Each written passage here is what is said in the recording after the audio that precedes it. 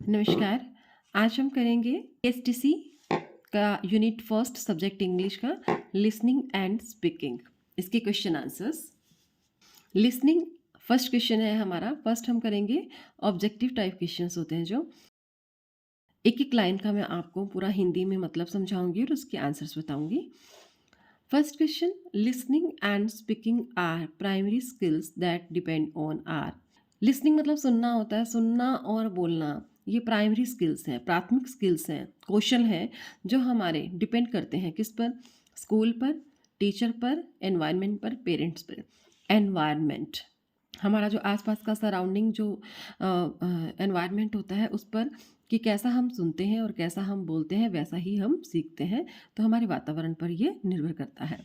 Question second, which of the following skill requires active involvement of the sense organs and leads to the decoding of the message for proper understanding. नीचे में से जो कौन सा skill है जिसमें require active involvement चाहिए होता है सेंस ऑर्गन का, and leads to the decoding the message for proper understanding, जिससे हम जो है प्रॉपर उसे समझ सकते हैं, यानी कि उसका गूढ़ वाचन कर सकते हैं। तो वो राइटिंग होता है कि राइटिंग को हम अगर हम लिखे हुए को पढ़ पाएंगे तो ही हम उसका वाचन कर पाएंगे। Which is the most neglected language skill in are classroom. सबसे ज़्यादा कौन सी जो कौशल है, भाषा का जो कौन सा कौशल है वो नेग्लेक्ट होता है? लिसनिंग। लिसनिंग सबसे ज़्यादा हमारी स्ट्रॉन्ग होनी चाहिए, क्योंकि जैसा हम सुनते हैं वैसा ही हम बोलते हैं। ठीक है, तो लिसनिंग सबसे स्ट्रॉन्ग होनी चाहिए जो कि सबसे ज़्यादा नेग्लेक्ट होती है। अ गुड लिसनर कैन, एक अच्छा जो श्रोता होता है वो क्या करता है? रिकग्नाइज स्पीच साउंड्स, वो जो हम साउंड्स को बोलते हैं उसे पहचान लेता है। Understand the meaning of sentences, sentences के जो मीनिंग को समझ लेता है। Distinguish sounds of English from mother tongue, जो मदर टंग से अलग जो साउंड्स होती हैं इंग्लिश की वो उनमें अंतर कर पाता है, यानी कि इंग्लिश की साउंड्स और मदर टंग में वो अंतर कर पाता है। ऑल द अबव, सारे, तो ये सारे आएंगे कि जो अच्छा श्रोता होता है वो स्पीच साउंड को पहचान लेता है और सेंटेंस के मीनिंग को भी समझता है और साउंड्स को भी पहचान।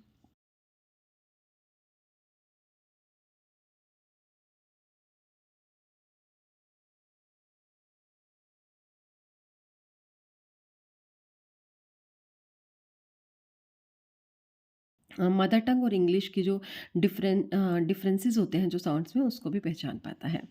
क्वेश्चन फिफ्थ है, when a beginner comes to the school for the first time. जब शुरुआत में जब बच्चा पहली बार स्कूल आता है तो वो क्या, उसके पास क्या होता है? He has the impact of responsibilities, he has the impact of his mother tongue, he has the impact of modern fashion, he has the impact of TV, कि उस पर जिम्मेदारियों का प्रभाव होता है। He has a impact of, उसे अपनी मातृभाषा का प्रभाव होता है, या उसे मॉडर्न फैशन का उस पर प्रभाव होता है। He has a impact of TV, TV का प्रभाव होता है। तो सबसे पहले जब बच्चा पहली बार स्कूल में आता है तो उसके ऊपर मदर टंग का प्रभाव होता है। इम्पैक्ट मीन्स प्रभाव। सिक्स्थ है, the beginner should be given, जो शुरुआत में बच्चे को क्या दिया जाना चाहिए? Opportunity of listening English sounds, उसको अवसर देना चाहिए कि वो इंग्लिश की साउंड्स को सुने। यहाँ इंग्लिश की बात हो रही है। Opportunity of sending message to his or her family, उसे अपॉर्चुनिटी देनी चाहिए कि वो अपनी फैमिली को मैसेज भेज पाए। अपॉर्चुनिटी ऑफ मेकिंग फ्रेंड्स, दोस्त बनाने के अवसर देने चाहिए। Opportunity of wandering in the campus, campus में घूमने की इजाज़त अवसर दे देना चाहिए। तो देखिए सबसे इसका जो आंसर अप्रोप्रिएट जो आंसर है, opportunity of listening English sounds, क्योंकि हम इंग्लिश की बात कर रहे हैं और हमें इंग्लिश सिखानी है। तो जो बच्चा आता है, जैसे कि आप प्राइमरी टीचर बनने जा रहे हैं, तो उसे अवसर देना चाहिए इंग्लिश साउंड को सुनने का। जितना बच्चा सुनेगा उतना ही वो सीखेगा। ठीक है, next question, the first and foremost training that a beginner needs for learning a new language is. पहली और जो प्रायोरिटी पर जो ट्रेनिंग है जो हम एक नई लैंग्वेज सीखने के लिए, वो कौन सी है? वो है ईयर ट्रेनिंग। सबसे पहले हमें सुनने की क्षमता, उसको सुनाना पड़ेगा क्योंकि बच्चा सुनने से ही सीखता है। Ear training. नेक्स्ट है development of listening skill increases by the use of, कि जो लिसनिंग, जो सुनने का जो कौशल है, उसका जो विकास है वो किसके यूज़ से ज़्यादा होगा? लिंग्वा फ़ोन से, हेडफ़ोन से, रेडियो टेप रिकॉर्डर से, ऑल द अबव, सबसे। तो सबसे किसी भी चीज़ को हम अच्छे से बार-बार सुनेंगे तो हमारी लैंग्वेज जो है वो क्लियर होती जाती है, साफ़ होती जाती है। हम सुनने से ही सीखते हैं। ऑल द अबव सारे। 9th question, the listening material should be, जो सुनने वाला जो मटेरियल है वो कैसा होना चाहिए? सिंपल एंड क्लियर, करेक्ट और interesting, graded and selected, all the above. तो सारा ही होना चाहिए। वो सिंपल और क्लियर भी होना चाहिए, वो सही और रुचिकर भी होना चाहिए, वो ग्रेडेड यानी क्लासिफाइड और सिलेक्टेड सा होना चाहिए, और सारे यानी कि सब होना चाहिए। Recitation of songs and rhymes helps in removing, जो हम बच्चों से प्राथमिक क्लासों में, प्राइमरी क्लासेस में जो गीत गवाते हैं, बच्चों से राइम रिसाइट कराते हैं, वो क्या रिमूव करने में हेल्प करता है? Hesitation, shyness, learning a new language, all the above. तो ऑल द अबव, वो हेजिटेशन भी हटाता है, क्योंकि बच्चे जब एक साथ बोलते हैं तो बच्चों में अकेले बुलवाते हैं तो कहीं ना कहीं हेजिटेशन आती है। जब बच्चे एक साथ बोलते हैं तो उनकी हेजिटेशन हट जाती है। तो सब आएगा इसमें। व्हाट इज़ लिसनिंग, सुनना है क्या? Producing sounds, receiving sounds, sending messages, functions messages. सुनना है रिसीविंग साउंड्स, हमें साउंड्स प्राप्त होती हैं, हम साउंड्स को सुनते हैं, वही सुनना होता है। 12th, listening is important factor in learning a new language because, सुनना एक बहुत ही इंपॉर्टेंट फैक्टर है न्यू लैंग्वेज में, क्योंकि the learner can recognise speech sound, he can understood meaning of words, he can understand stress, intonation and pronunciation, all the above. जो learner है वो स्पीच साउंड्स को पहचान सकता है, वो शब्दों के मीनिंग को समझ सकता है, ही कैन अंडरस्टैंड, जो सुनने वाला है, श्रोता जो है वो समझ सकता है किस शब्द पे जो स्ट्रेस दिया जा रहा है, दबाव दिया जा रहा है, कहाँ पे उतार चढ़ाव है, और उसका प्रोनाउंसिएशन और उसका उच्चारण, ऑल द अबव सारे।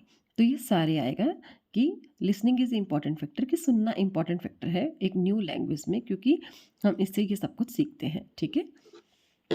13, listening with comprehension means, listening समझना, यानी कि सुनना समझ के साथ सुनना, उसका क्या मतलब है? अंडरस्टैंडिंग द मीनिंग ऑफ, ये स्पेलिंग रॉन्ग है, understanding the meaning of expressed ideas, कि जो आइडिया बोलने में एक्सप्रेस किया गया है उसको समझना।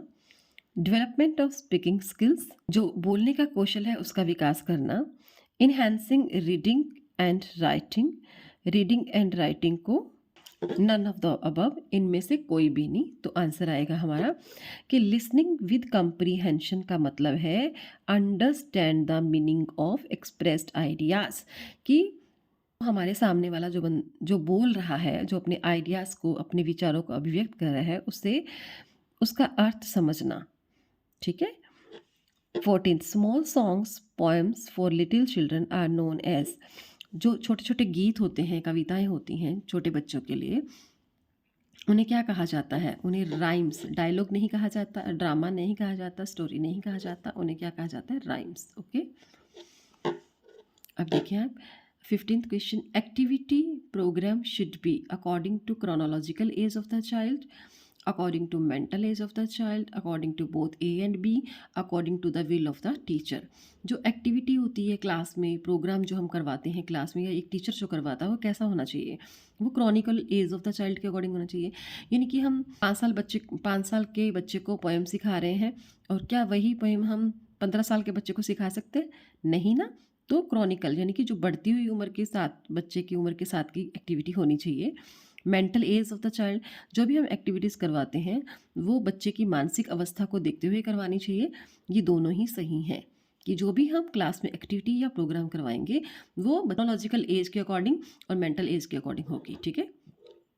16th question, when we listen to someone or something without any particular purpose it is called, जो हम किसी को सुनते हैं या किसी चीज़ को सुनते हैं या किसी व्यक्ति को सुनते हैं बिना किसी विशेष कारण के, बिना किसी विशेष उद्देश्य के, तो ये कहलाता है casual listening, focused listening, listening with comprehension, none of the above. Casual listening होएगा वो, क्योंकि हम ऐसे ही सुन रहे हैं। हम फोकस्ड का मतलब होता है बिल्कुल ध्यान से सुनना। लिसनिंग विद कॉम्प्रीहेंशन, कॉम्प्रीहेंशन तो जैसे हम क्लास में सुनते हैं समझ के साथ में, तो हम तो किसी को ऐसे ही सुन रहे हैं, तो कैजुअल लिसनिंग इसका आंसर आएगा। तो ये थे हमारे आज के 16th ऑब्जेक्टिव टाइप क्वेश्चन। आशा है आप सभी को समझ में आया होगा। Thank you.